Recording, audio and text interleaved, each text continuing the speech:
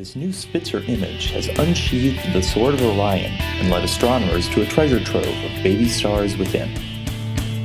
This is the hidden universe of the Spitzer Space Telescope, exploring the mysteries of infrared astronomy with your host, Dr. Robert Hurt. Orion the Hunter is one of the best-known constellations in the sky. Hanging beneath its distinctive three belt stars is a glowing patch known as the Sword of Orion, or M42. At a distance of about 1,300 light-years, this nearby stellar nursery is easily visible to the naked eye. But for astronomers studying the Sword of Orion, visible light alone just doesn't cut it. We see only the small patches where young stars heat the surrounding gas and make it glow. The bulk of the Orion cloud complex is a mostly dark swath of dust and gas, containing the mass of about 100,000 suns and spanning 250 light-years. The infrared eye of the Spitzer Space Telescope can see this dust directly and identify the vast population of infant stars buried within. Spitzer can find young stars by detecting the infrared glow from their surrounding dusty disks. The very youngest stars are gobbling up material from their disks and growing larger. Later, the leftover disks around adolescent stars can provide the resources for building planets. Our tour of the Orion Nebula starts with the brilliant cluster of 1,000 stars residing in a bowl-shaped cavity in the larger cloud. 4 of these stars, known as the trapezium, are massive giants.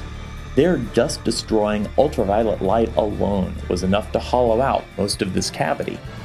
The most prominent infrared feature here is the next generation of massive stars, which are completely hidden in visible light behind a fold of dust.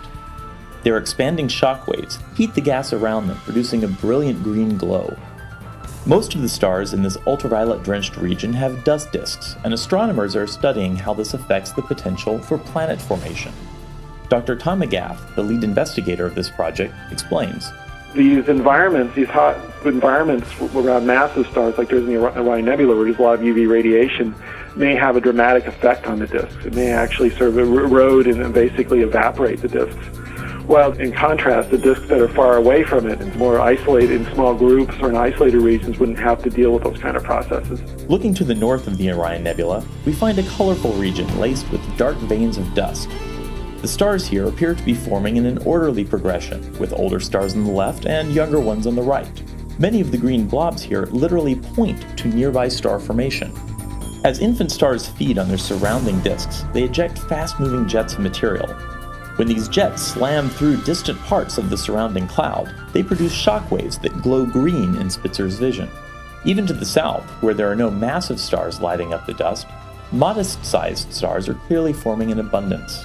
These are features that you can see throughout the region, and one thing that you can actually do with this data is trace back the jets to find where the stars are. And you can look at the morphology of the jets and their shapes, and you can try to figure out which star is generating which jet. Dr. McGath and his team have used this data to make the most complete census to date of star formation in Orion. They have identified about 200 growing baby stars and over 2,000 young stars with planet-bearing disks. That's a lot more than we knew before, but the demographics of this census are even more important. If we think of the main Orion Nebula as a large metropolis of star formation, then about 60% of the stars were born in the big city, with 15% coming from smaller towns or clusters. This leaves a surprising 25% that grew up in isolation, far more than expected. Astronomers are working to understand more about the differences between these stellar city slickers and country bumpkins. This may someday help us figure out where and how our own solar system was born. The Hidden Universe is produced by the Spitzer Science Center at the California Institute of Technology in Pasadena. The Spitzer Space Telescope mission is managed by NASA's Jet Propulsion Laboratory.